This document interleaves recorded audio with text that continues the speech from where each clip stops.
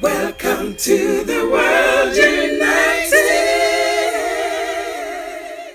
Welcome to the World United. Que lindo, que todos os seres nesse mundo sejam felizes. Do fundo do nosso coração. É o nosso desejo. Então, agora nós vamos para o painel de perguntas. Já temos aqui algumas perguntas. E quais são as perguntas, Sheila? A nossa pergunta principal é: qual é o caminho do autodomínio? Então, essa pergunta está aberta aos nossos 3 palestrantes e outras perguntas estão chegando.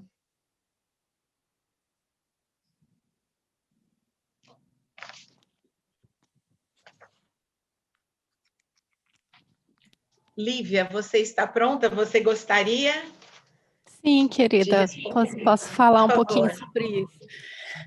Eu vou, então, falar um pouquinho aqui sobre a relação dessa sua pergunta com o nosso sistema energético, tá, Cristina? Perfeito. Já que eu estava falando um pouquinho aí sobre chakras e sobre corpo de energias, eu vou compartilhar com vocês um entendimento que a gente traz dentro da nossa escola chamada Pranic Healing, que é o seguinte: cada um desses nossos chakras ou centros energéticos, ele possui uma habilidade específica. E quando eles estão em desequilíbrio, isso pode gerar problemas para a gente. Então, quando a gente fala nessa palavra aí, autodomínio, né? Eu estou aqui pensando nela, autodomínio. Essa palavra me lembra muito um chakra em particular, que é o chakra do plexo solar, tá? Que fica no nosso estômago, né? Mais ou menos aqui abaixo do nosso peito, tá? Ali mais ou menos na altura do estômago. E de acordo com, e agora eu me lembro até da contribuição do Malcolm, né, falando sobre os conhecimentos tradicionais, achei tão bonita a contribuição dele. E então esse conhecimento sobre os chakras que a gente tem é um conhecimento também tradicional, também que vem de muito tempo atrás, né, que foi oferecido para nós por povos antigos do Oriente. E aí eu me lembrei disso enquanto ele falava dos conhecimentos tradicionais aqui na nossa querida, né, América do Sul. Eu estava me lembrando também de quem nos ofereceu o conhecimento sobre os chakras, né, os povos antigos, e quanta gratidão e reverência, né, desse trabalho importante todo que foi feito. Então, falando sobre autodomínio, esse chakra do plexo solar, e por que que tem a ver uma coisa com a outra? O nosso chakra do plexo solar, quando a gente vai olhar para as funções psicológicas desse ponto, esse ponto tem a ver com o que eu penso sobre mim mesma e como que eu me coloco considerando quem eu sou. Né? E esse chakra do plexo solar, então, ele tem um outro chakra que é muito conectado a ele, que é o chakra Ajna, que fica entre as sobrancelhas. Então, eu vou explicar para vocês aqui essa conexão e vou abrir, então, espaço para caso os outros palestrantes queiram também oferecer alguma coisa sobre esse assunto, né? Então, o plexo solar, ele tem a ver com o nosso eu. Quando ele está desequilibrado, ele leva a gente para pensar demais na gente mesmo, e até leva a posturas egoístas ou egocêntricas, comportamentos narcisistas. Então, o chakra do eu, quando ele está desequilibrado, ele leva a pessoa a pensar demais nela mesma, né? Então, ele precisa de um equilíbrio. E aí, onde é que está esse chakra? Qual que é o chakra que equilibra o plexo solar nesse sentido de autodomínio? É o chakra Ajna, porque o chakra Ajna, ele nos mostra que nós não somos só esse corpo, não somos só as nossas emoções, não somos os nossos pensamentos, nós somos a nossa alma ou o nosso espírito, qualquer que seja a nomenclatura que você queira dar para isso, para essa nossa parte superior, que é além da nossa carne, além do nosso corpo, né? O que nos conecta com o nosso eu divino. Então, quando a gente equilibra o nosso chakra do plexo solar e a gente consegue compreender que eu é importante, o eu encarnado, o eu no físico, ele é importante, mas ele precisa também dessa participação, dessa outra noção que é o eu superior. Então, quando a gente equilibra o eu encarnado, o eu que vive o corpo, o eu que vive as coisas da matéria, com o eu superior, o eu do espírito, o eu que é a presença divina, quando a gente consegue equilibrar essas duas coisas, aí eu acho que a gente se aproxima um pouco mais do que seria autodomínio, né? Autodomínio num sentido positivo dessa palavra, né, no autocontrole, saudável, né, onde eu consigo compreender as necessidades que o mundo me traz e me pede, e ao mesmo tempo eu também consigo compreender as necessidades que o meu eu superior, o meu espírito, a minha alma também estão ali me pedindo. Então, dentro do Pranic Healing, a gente poderia fazer aí essa análise entre esses 2 chakras, o plexo solar e o chakra ajna. A maioria das pessoas, infelizmente, ainda vive muito no plexo, né? Então, esse autodomínio, ele acaba sendo autodomínio levado pelo ego, né? Levado pelas necessidades individuais, e não o autodomínio guiado pela necessidade superior, pela necessidade de encontro com essa alma superior. A gente diz que o chakra do plexo solar é o chakra da vontade das massas. Então, é como se fosse assim, tem um novo corte de cabelo que está na moda. Aí todo mundo vai e faz aquele corte de cabelo. Isso é quando as pessoas são muito guiadas pelo chakra do plexo solar. E o chakra ajna, ele já traz, quando ele está ativado, despertado, ele já traz uma outra visão da história, que é: eu preciso de um corte de cabelo agora? Eu preciso gastar um dinheiro com isso? Será que eu tenho essa necessidade de estar igual a todo mundo? Será que eu quero mesmo? O que está me fazendo querer estar igual a atriz linda que está com aquele corte de cabelo? Então, essas reflexões vêm quando a gente equilibra esses chakras, né, retirando energias sujas deles e colocando energias limpas neles.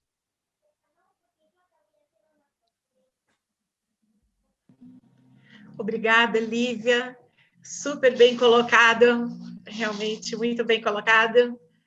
Então, eu vou convidar agora, se estiver presente, o Malco Achuma, para que ele possa responder, então, se essa pergunta, qual é o caminho do autodomínio, na visão dele, que trabalha com ancestralidade, essa ancestralidade inca.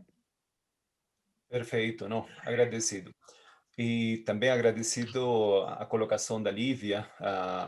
Eu gostaria de dar um pulo para, em vez da palavra equilíbrio, mesmo, ou do domínio, desculpe, do domínio, que falou no bom sentido, né? Domínio em forma equilibrada, o domínio do lado positivo. Eu gostaria tocar um pouco mais no sentido da procura do equilíbrio.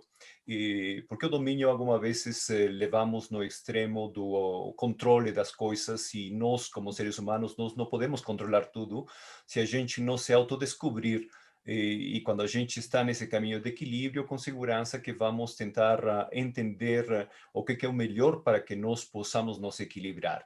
E no caminho do misticismo, muitas vezes as pessoas pretendem ter o resultado já na hora, seja através de uma pregação, através de uma meditação, através da procura de uma experiência de impacto xamânico, pela ingesta, pela bebida de algum produto X, onde alguns fenômenos mágicos poderiam se manifestar, mas se isso aqui não se manter no dia a dia, no cotidiano, simplesmente a experiência será muito volátil. Acontecerá, mas depois irá embora e de novo estaremos confrontando os mesmos problemas.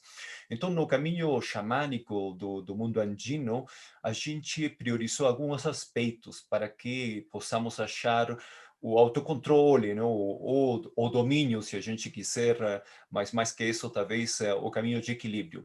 E a gente não poderia conseguir realmente caminho nenhum se a gente não focasse na nossa saúde, se a gente não focasse no reconhecimento de nosso templo físico. Nosso templo físico é a ferramenta mais fascinante que nós temos nessa existência. Se a gente desestima aquilo que nosso templo físico, nosso corpo poderia fazer, tecnicamente terminamos pagando o preço, porque se nós não achamos um caminho certo, ele vai estar retornando, a doença, o sofrimento vai estar retornando continuamente. E é assim que nossos ancestrais priorizaram a saúde, porque sem saúde a gente não consegue fazer nada. E para que a gente tenha saúde, temos que pesquisar, estudar, temos que entender qual que são os elementos que nosso templo físico precisa. E uma vez que a gente acha no nosso alimento, por exemplo, aquilo que a gente ingere, que vai ser nosso próprio medicamento e também o nosso sistema de energia para levar no dia a dia, a gente vai conseguir realmente facilitar já parte importante dessa jornada. Muitas vezes desestimamos essa parte física. Eu sei que muitos povos realmente pretendem localizar tudo na fase emocional, mental, desestimando aquilo que nosso corpo realmente poderia já nos beneficiar. Então, nosso alimento e nossa atividade física vai ser fundamental para contribuir e se autodescobrir e controlar aquilo que não seja necessário. E muitas vezes desestimamos. Então, eu sugiro que, para que a pessoa vá mais em profundeza, não desestime essa parte daquilo que você ingere e como que você utiliza essa energia daquilo que está ingerindo para que tenha vitalidade para o dia e suas emoções estejam um pouco mais em equilíbrio. Obviamente que o autoconhecimento nos leva também a essa parte intelectual, a esse nosso pensamento, como que nós vamos agir dia a dia. Não serve de nada que a gente receba uma pregação e se essa pregação ingressa e vai embora e a gente não fica com aquilo que pode ser uma grande contribuição para transformar nossa realidade. Isso aqui vai impactar profundamente nas nossas emoções, porque a gente vai ter certeza de que nosso pensamento está alinhado com nosso cuidado físico e potencializar para ter um equilíbrio naquele pensamento que vem para nós, gerando emoções de equilíbrio, de bem-estar. Tudo isso aqui vai definir nosso dia a dia, nossos hábitos. E se a gente realmente foca em nossos hábitos, como bem estava falando a Lívia, não? A gente faz um banho, ou a gente se escova os dentes, ou qualquer atividade do comum, né? Muitas vezes desestimamos a tudo isso ali. Mas se isso ali se organizar, a gente vai gastar menos energia em aquelas práticas cotidianas, e em vez de estar pensando e gastando energia, a gente já coloca de uma forma ordenada tudo isso ali, para que a gente utilize essa energia em outras coisas que no final vai estar definindo nosso caminho espiritual. O caminho espiritual deveria ser o ponto mais elevado na procura das pessoas. Muitas vezes as pessoas pularam diretamente a essa abstração do mundo espiritual sem ter considerado os outros pontos, de tal forma que vai fazer uma meditação, por exemplo, e talvez sua digestão está tão dramática que todo esse sistema que está incomodando o seu ventre vai forçar para que sua meditação não aconteça, se não esteja focando tudo naquela necessidade biológica de talvez ir ao banheiro, ou talvez estar com muita fome, ou talvez estar com muito frio. Então, muitas vezes as sociedades, alguns povos, têm pretendido se desculpar e ir nesse ponto, talvez, da abstração religiosa, antes de priorizar os outros pontos. Então, o caminho xamânico é o caminho da praticidade, é o caminho daquilo que vai te gerar um bem-estar, seguindo certas práticas únicas, e esse resultado vai ser realmente te trazer um conforto, né? Então, eu vejo esse caminho ancestral único, realmente. O xamanismo é praticidade. O xamanismo não tem nada a ver com crença, gente. Isso ali tem se promovido ao longo de diferentes décadas, e o caminho xamânico ancestral era prático, era aquilo que te traz benefício. Então, eu desejo que tudo isso aqui contribua para um caminho de equilíbrio com todos nós, o autoconhecimento, não? E agradecido pelas palavras da Lívia, e dou espaço para a próxima pessoa, o Douglas. Bem-vindo e agradecido pela pergunta, né?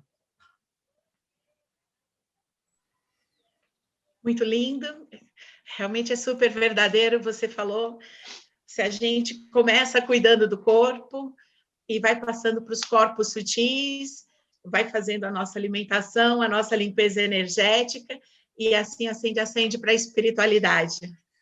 Eu vou convidar agora o Douglas Pereira pedra, para que ele, então, possa responder a pergunta de hoje, que é o caminho do autodomínio. Douglas, seja bem-vindo novamente. Uma ótima pergunta. E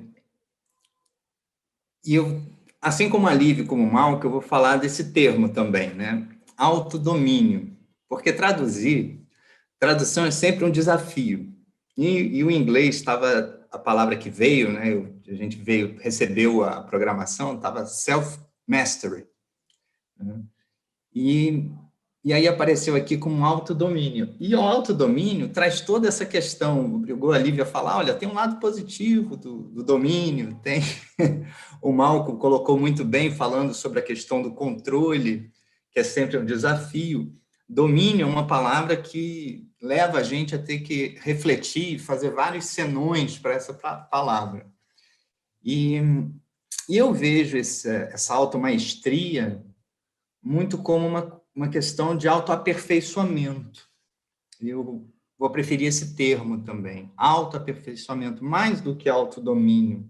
Mas mesmo no autoaperfeiçoamento, na automaestria, que é o caminho de você se tornar mestre de si mesmo, e o autoaperfeiçoamento é disso que se trata, e o autodomínio é dominar aquilo que te impede de conseguir trilhar esse caminho de se tornar mestre de si mesmo, o caminho de se tornar, de se autoaperfeiçoar, ou seja, de se tornar uma melhor versão de si. É disso que se trata, esse autodomínio, esse autoaperfeiçoamento, essa automaestria, esse self-mastery, né, que é a proposta aqui do painel. E como é que eu vejo isso? Primeiro, o que eu gostaria de compartilhar aqui, de chamar a atenção, né, que quando a gente vai falar de autoaperfeiçoamento, de autocontrole, de autodomínio, é importante saber aonde é que eu tenho um papel e aonde que eu não tenho. Por exemplo, eu gostaria de chamar a atenção, para você trilhar bem esse caminho, que existe aquilo que cabe, que está ao seu alcance mudar, e aquilo que não está ao seu alcance mudar. Por exemplo, você pode mudar suas decisões, suas escolhas e suas ações. Isso você pode mudar. Você não pode mudar quem você é. E quando a gente fala em autodomínio, autocontrole, muitas vezes as pessoas entram numa busca de espiritualidade querendo mudar a si mesmas, confundindo muitas vezes quem nós somos com as nossas ações. E eu sempre digo, você não é o que você faz, você não é suas ações. O que você é e você tem suas ações. Você não pode mudar o que você é. Aliás, você não tem nem consciência do que você é, né? O autoconhecimento, essa autocompreensão de quem a gente é um resultado desse processo de autodesenvolvimento. A gente fica muito confundido com vários aspectos. Aqui a Lívia comentou muito isso, falando do ego, etc.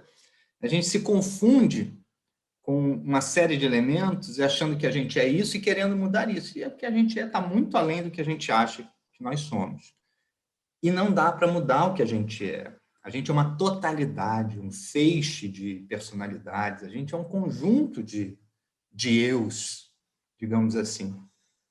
E todos eles têm um lugar dentro da gente. E se você tentar mudar isso, você vai travar uma batalha inglória. O que dá para mudar as suas ações. Ações que vão te levar a cuidar melhor da sua casa corporal, como disse o Malco, cuidar melhor dos seus chakras, da sua higiene espiritual, energética, como disse a Lívia. Ações, decisões, escolhas. Isso a gente pode e é chamado a mudar nesse processo de se tornar mestre de si. Tá? Então, fazer essa diferença. Outra coisa que a gente não consegue mudar é aquilo que nos contém, aquilo que é maior que a gente, ou seja, que a gente é uma parte nesse todo. A gente não muda o outro e nem aquilo que nos contém. Então, para trilhar bem esse caminho de autodomínio, autoaperfeiçoamento, automaestria, eu quero chamar a atenção para isso. É importante diferenciar o que está ao seu alcance mudar e o que não está ao seu alcance mudar. Você não tem como mudar o que você é, suas personalidades, as respostas emocionais no corpo, é o corpo agindo, né? A gente não tem como mudar o que aconteceu na nossa história, por exemplo. O que aconteceu, aconteceu. O caminho em relação a tudo isso é como se relacionar diferente com tudo isso que faz parte do seu eu. O outro a gente não muda também. E a gente não muda o que é maior que a gente não muda o grande todo do qual todos somos parte, a gente não muda o nosso sistema familiar, a gente não muda o nosso inconsciente, ele tem as regras de funcionamento e ele está muito além do nosso consciente, que é onde está essa percepção do eu. A gente não muda as influências que estão por aí, de ordem espiritual. Então, é importante fazer essa diferença. E o outro ponto que eu quero falar é sobre caminho, porque eu fundei um caminho, né? O caminho triplo. E essa parte do caminho, nome caminho, veio de quando eu percorri um trecho do caminho português para Santiago de Compostela, fiz a caminhada, fiz 8 dias caminhando, eu e minha esposa. E ali eu compreendi o que era um caminho, ou compreendi alguns elementos essenciais para um caminho. Então, já que a proposta aqui é falar desse caminho de automaestria, autodomínio, autoaperfeiçoamento, eu acho que ajuda a gente compreender, ou dividir, né, na verdade, com vocês, a minha percepção do que faz um caminho. Então, um caminho, qualquer que seja, um caminho ele tem um objetivo comum, tem um objetivo. Um caminho, ele só faz sentido a partir de um objetivo. Então, nesse caminho de autoaperfeiçoamento, autodomínio, autocontrole, automaestria, mantenha sempre clareza de onde você quer chegar. Qual é o seu objetivo? Para quê? Qual é a finalidade? Porque aí, às vezes, você faz uns desvios, vai para cá, vai para lá, você sabe onde você quer chegar. E aí você vai ajustar a rota, se for necessário. Primeiro. Segunda característica de um caminho, que ficou claro para mim lá, caminhando para Santiago de Compostela, é que todo caminho, ele te traz companhia. Você não está sozinha, você não está sozinho. É um caminho de automaestria, de autocontrole, autodomínio, autodesenvolvimento, mas você não está sozinha nessa. Então, nem sozinho. Então, percebe que tem mais gente nessa. E cada pessoa está num estágio de desenvolvimento nessa jornada, mas está todo mundo no mesmo caminho. Isso ajuda. Porque muitas vezes a gente olha para o lado e vê, pô, mas eu não tenho companhia, essa pessoa que está aqui perto de mim não está na mesma pegada que eu, não está no mesmo passo que eu. Mas se você olha para o outro lado, você vai achar pessoas que estão no mesmo passo que você. Isso vai facilitar a sua jornada. E vai ficar mais leve conviver com quem está em outro ritmo. Tá? Então, a segunda característica de um caminho é que você não está sozinho. Está todo mundo, na verdade, no mesmo caminho de autodesenvolvimento. E a terceira característica de um caminho é que você está sendo ajudado a trilhar esse caminho. Existem parceiros e parceiras que muitas vezes você não está vendo nem percebendo, ajudando essa caminhada. E quanto mais consciente você se torna de que você está em busca desse objetivo, as ajudas vão ficar mais nítidas. E a quarta característica é que a gente transforma, muitas vezes, né, como a gente chama de um caminho, a gente pode perder uma característica essencial do caminho, que é o seguinte: o caminho se faz caminhando. O caminho é o caminhar. E quando a gente transforma o caminhar num caminho, né, e é sempre um risco transformar o caminhar num caminho, a gente pode acabar tendo a impressão de que algo que é um processo, caminhar, um passo, depois o outro, e acelera, vai, vem, descansa um pouquinho, vai para cá, vai para lá, mas segue caminhando, pode acabar virando uma coisa, o caminho, mas é o caminho, um caminho, que continua, um processo. Então, eu queria dividir isso, porque acho que pode ajudar. Nossa, foi incrível. Surgiu aqui uma outra pergunta, que é: o que as pessoas fazem que mais dificultam esse caminho no autocontrole? Eu gostaria que os três respondessem. Nós só temos mais 20 minutos nessa sessão. Eu vou fazer de trás para frente, já que eu acabei de falar, eu falei, vamos voltando agora. Eu acho que esquecer dessas características que eu acabei de falar. Esquecer de que é um processo, um passo depois do outro. Não é aquele negócio assim, sabe? Eu tenho uma chance só de acertar, não. Muitas vezes as pessoas esquecem de que estão aqui para experimentar e aprender com os resultados do que está sendo vivenciado. E que só dá para mudar daqui para frente. O que passou já foi. Então, isso aí eu acho que é uma das coisas que mais atrapalha. A segunda coisa que atrapalha bastante eu também falei, que é tentar mudar o que não dá para mudar. Você só é capaz de mudar as suas decisões, escolhas e ações. Não dá para mudar o outro, não dá para mudar o que é maior que você, aquilo em que você está contido, que você é uma parte desse todo. Você pode influenciar esse todo, você pode influenciar isso do qual você faz parte, mas é uma parte menor. Mas mudar, trazer para si a responsabilidade de mudar isso, tudo, não. Faz sua parte, você influencia. E outra coisa que você não dá para mudar é você. Em relação a você, o caminho é amar cada vez mais a si mesmo. A si mesmo. Agradeço super, Douglas. É super esclarecedor ouvir você. Então, Malco, se puder responder também a pergunta, o que as pessoas fazem que mais dificultam esse autocontrole? Perfeito. E, olha, as sociedades, de alguma maneira, têm criado condicionamentos e têm se convertido mais ou menos a diretiva como que o indivíduo deveria se comportar. Isso aqui tem dificultado muito no autoconhecimento porque parte, ou uma grande parte das sociedades do mundo tem focado em dois aspectos. Primeiro, depois que deixamos de ser crianças, adolescentes, e a gente tem uma formação educativa, de alguma forma, começa a priorizar o que você vai fazer de sua vida, né? Como que vai ganhar sua vida.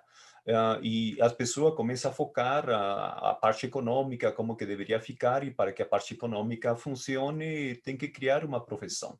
Só que essas profissões geralmente são geradas por padrões de sociedades que estão dominando o planeta. Então, a pessoa vai focar demasiada energia, muito tempo a esses dois aspectos, esquecendo uma grande quantidade de outras formas de fazer nossa vida que podem nos trazer felicidade, equilíbrio, e no final termina por bloqueando realmente todo o autodescobrimento. E assim de que pode ter pessoas muito bem profissionais, bem-sucedidas, mas com conflitos emocionais impressionantes. Pode ter pessoas com uma vida emocional estável, em certa forma, mas com conflitos severos de saúde, e que isso ali termina atrapalhando suas emoções. Então, a vida é muito complexa, não é só um aspecto.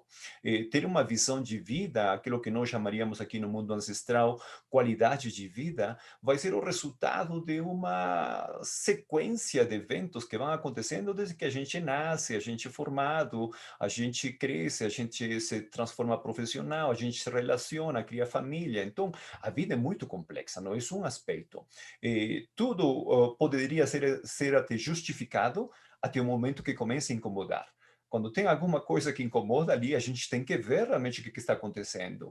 E nós aqui no mundo andino pomos num balanço. Realmente observe sua vida como que está. Está tendo 51% de equilíbrio na sua vida, está se sentindo feliz em 51%, vai em frente. Vai explorando para que isso ali cresça. Mas se você tem mais de 51% de incomodação na sua vida, no seu relacionamento, na sua vida profissional, na sua vida financeira, tem que travar tudo isso ali tem que parar para refazer esse caminho. E para isso ali, esse tipo de eventos, professores de diferente nível de experiência, a Lívia, o Douglas e todos aqueles que vão vir, vão contribuir para que o indivíduo ache um norte muito bem colocado. A gente nunca esteve sozinho. O caminho xamânico é uma experiência de trazermos possibilidades. A gente forma parte de um globo, de uma experiência maior. Quando eu morava na minha árvore, na minha experiência de ermita, depois de vivenciar todos esses processos de autoconhecimento, eu entendi que eu não poderia ser feliz sozinho. E assim que eu retorno à sociedade e nesse retorno entendo de que eu tenho que ter uma presença global, nem só familiar, nem só comunitária, sino global. E isso ali é aquilo que nossos ancestrais pregavam. Eles procuraram ao convívio entre todos os povos, tirar o melhor de cada um e criar uma civilização que poderia nos facilitar uma coisa única. Então é momento de parar de ficar isolado, de se achar que a gente está sozinho, é momento de parar essa pregação tribal, porque a gente não forma parte de uma tribo, nós somos parte de uma grande civilização, e é aquilo que nossos ancestrais estavam em procura. A experiência tribal é uma experiência local, regional, de grupo simplesmente, e não uma visão maior. Então, eu convido vocês de parar para que tudo isso ali, no nosso dia a dia, não seja realmente conflituante e bloquear nosso desenvolvimento.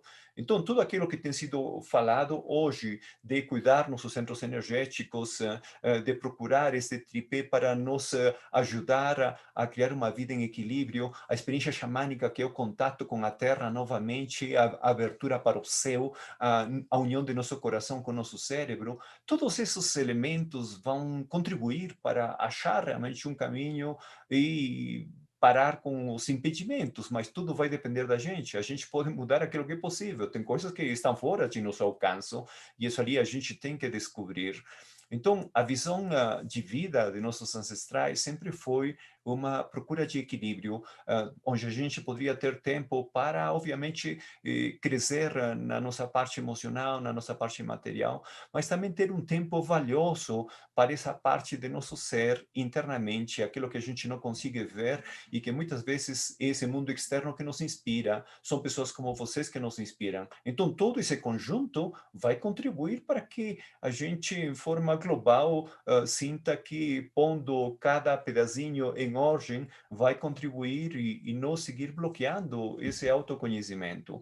A pregação de mestria é o resultado realmente do controle de si e do conhecimento de si, que é uma longa jornada, talvez nunca vai terminar, mas se no melhor sentido vai nos trazer mais equilíbrio, vai em frente, continua com esse modelo.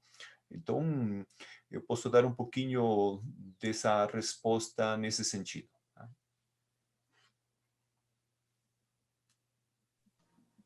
Agradeço, Malcolm. Então, a mesma pergunta para a Lívia. O que as pessoas fazem que mais dificultam esse autocontrole? Eu, na verdade, gostei muito das respostas do Douglas e também do Malcolm, e quero complementar, só dar uma pequena contribuição aqui, que eu acho que fica mais forte, mais fácil de ver o que eu vou falar quando a gente pensa no caminho da meditação, né? Quando a gente pensa assim, nas pessoas que estão vivendo numa sociedade ocidental, né, como nós aqui em grandes cidades, e de repente se colocam a proposta de começar a meditar. Ou não meditar necessariamente, mas de repente se fazem um convite de iniciar um caminho espiritual. E aí o que eu acho que é até assim, a gente pode até rir um pouquinho disso, são aquelas perguntas, né, assim, mas quando é que eu vou me iluminar? Né? Se eu meditar todo dia, quando é que eu vou sentir o amor universal? Então,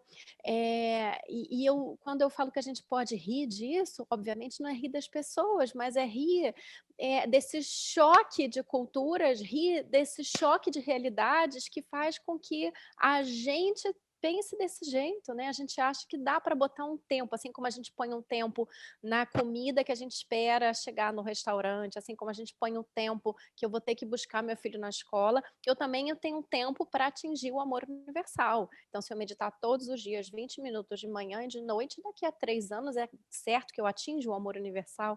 Então, o que eu quero falar é de uma expectativa. Então, a minha resposta, né, depois da resposta tão bonita do Douglas e do Malcolm, o que eu acho que eu posso acrescentar é que o que eu acho que atrapalha as pessoas no caminho do autoaperfeiçoamento é uma expectativa real, né? Uma expectativa de que se eu sentar agora e começar a meditar, minha vida vai ser pura paz. E se eu iniciar um caminho espiritual, eu vou ter todos os anjos do Senhor me guiando e nada de ruim vai acontecer para mim. Então, eu estou aqui, claro, ironizando, né? Aqui, assim, reforçando algumas coisas que não acontecem tanto assim, mas eu acho que todo mundo, em algum momento, já se pegou com esses pensamentos, né? Esses pensamentos dessa sociedade ocidental de eficiência e eficácia, e assim, leva tanto tempo, e a gente leva isso para o nosso caminho espiritual. E isso gera uma expectativa, assim, muito real. E aí a pessoa senta e fica 5 minutos meditando e vem todos os pensamentos do mundo na cabeça dela, e aí ela fala assim, eu não sei meditar, eu não sirvo para meditar, isso não é para mim. Então, isso eu acho que também é uma coisa que atrapalha. Eu lido muito com isso, né, na minha prática, e aí é um caminho, e acaba sendo, então, um convite para uma autocompaixão, né, um convite para uma autoaceitação, um convite para... o caminho espiritual é muito maior, muito mais grandioso. Ele tem uma lógica própria, ele tem passos próprios. E dentro dessa história toda, vai ter momentos em que a gente vai meditar e de repente vai começar a chorar, porque vai descobrir que tem uma característica horrível dentro de si. Como que eu tenho isso dentro de mim? Não acredito numa coisa dessas. Então, isso tudo faz parte também do caminho espiritual. Isso tudo precisa ser acolhido. Então, eu acho que a gente está no momento, né? A gente viveu um tempo atrás um momento assim de inundamos, né? Aqui o Ocidente com técnicas e práticas espirituais, práticas meditativas, e que foi lindo.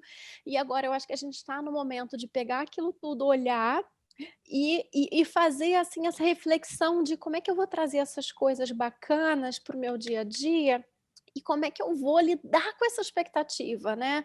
Como é que eu vou trabalhar essa expectativa? Porque ela atrapalha. A expectativa real em relação ao caminho espiritual, ela infelizmente faz as pessoas desistirem, ela faz as pessoas praticarem menos, né? Então, essa expectativa. Aí a pessoa teve um dia super difícil, né? A pessoa falando mais uma vez sobre energias, então ela brigou com o chefe ou brigou com o marido, teve uma série de problemas, e aí os chakras dessa pessoa estão cheios de energia suja, ela vai sentar para meditar. Que meditação vai ser essa? Aí não, a culpa é da meditação, eu não sei meditar, ou então não sirvo para meditar, se ela tem uma experiência ruim com a meditação ou qualquer outra prática espiritual. A expectativa real em relação ao que esperar, ao que aquilo pode me oferecer, o que o caminho espiritual pode me oferecer e o que ele vai me trazer, o que ele vai me iluminar e me clarear para que eu consiga olhar melhor dentro de mim. E aí, como o Douglas falou, né, tomar decisões, fazer escolhas, escolher caminhos para que eu consiga, então, me aperfeiçoar. Então, a expectativa, eu acho que é uma coisa que a gente precisava olhar mais para isso, acho que atrapalha as pessoas, infelizmente.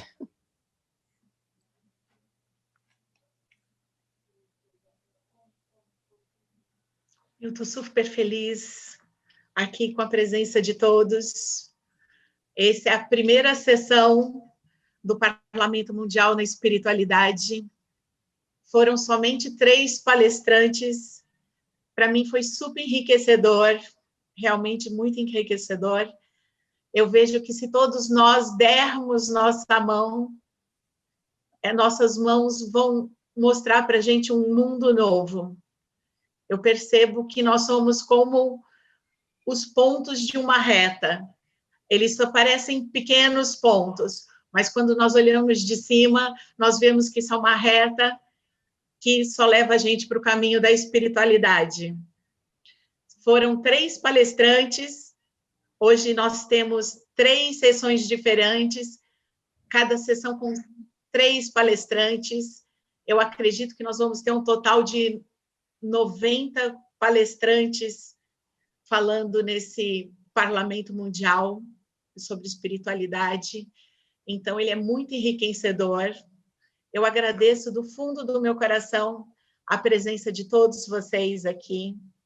Gostaria de dar 2 recados, lembrar que esse evento ele é sem fins lucrativos e que a nossa doação vai manter a sustentabilidade desse evento no futuro, para que outros aconteçam. Então, se nós possamos doar, se nós podemos convidar nossos amigos também para participar e fazer uma doação, seria incrível. E fazer um outro convite, que para o dia 21 de dezembro, nós vamos ter uma meditação mundial. Então, logo vai ser passado o horário, as datas certas, nós vamos mandar para vocês, mas de antemão eu agradeço e convido a todos para participar dessa meditação. Para mim foi extremamente prazeroso e engrandecedor estar com vocês nessas horas. Eu espero ter oportunidade de nós termos mais tempos para compartilhar todos esses conhecimentos que vocês apresentaram. Sheila, você quer?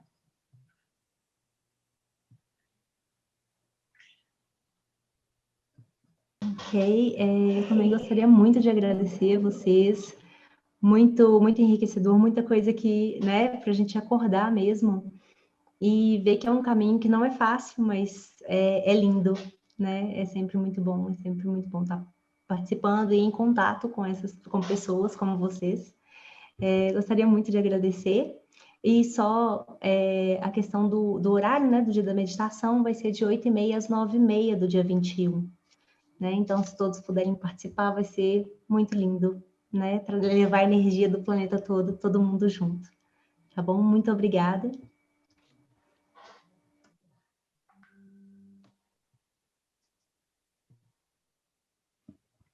Agradecido. Agradecido com todas, com todos, e desejando que esse evento continue trazendo muita luz para a humanidade. Um abraço energético. Um abraço, foi um prazer imenso. Douglas, foi um prazer imenso. Gratidão, muito obrigado. Sigamos conectados, juntos.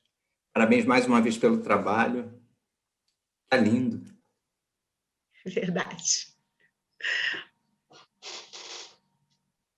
Obrigada, gente. Que o amor se espalhe. Muito obrigada. Foi um prazer, Lívia. E agradecer também a Sheila aqui pessoalmente por todo o esforço dela, que sem ela esse evento provavelmente não teria acontecido. Somos um. Somos um. Acontece porque todos estamos juntos, né? Então é isso, a gente vai encerrar esse painel. Eu vou colocar novamente a música linda do Emanda Mantra, para a gente poder ouvir mais um pouquinho. E ao meio-dia começamos a segunda sessão. Tá certo? Qual é o nome da dupla da música, Sheila? É o Pedro e a Lúcia. É o Pedro que está aí. Pedro, pode dar um... Muito obrigado, Pedro.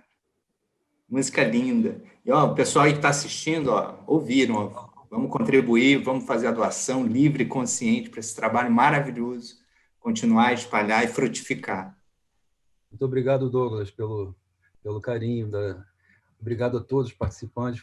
É muito importante para a gente, para todos, a gente que se comunica através da música, né? Que a gente eleva a nossa vibração através da música. É um prazer participar desse evento tão bonito, tão grandioso. Obrigado a todos, parabéns pelas belas palavras, as palestras de todos. Namastê.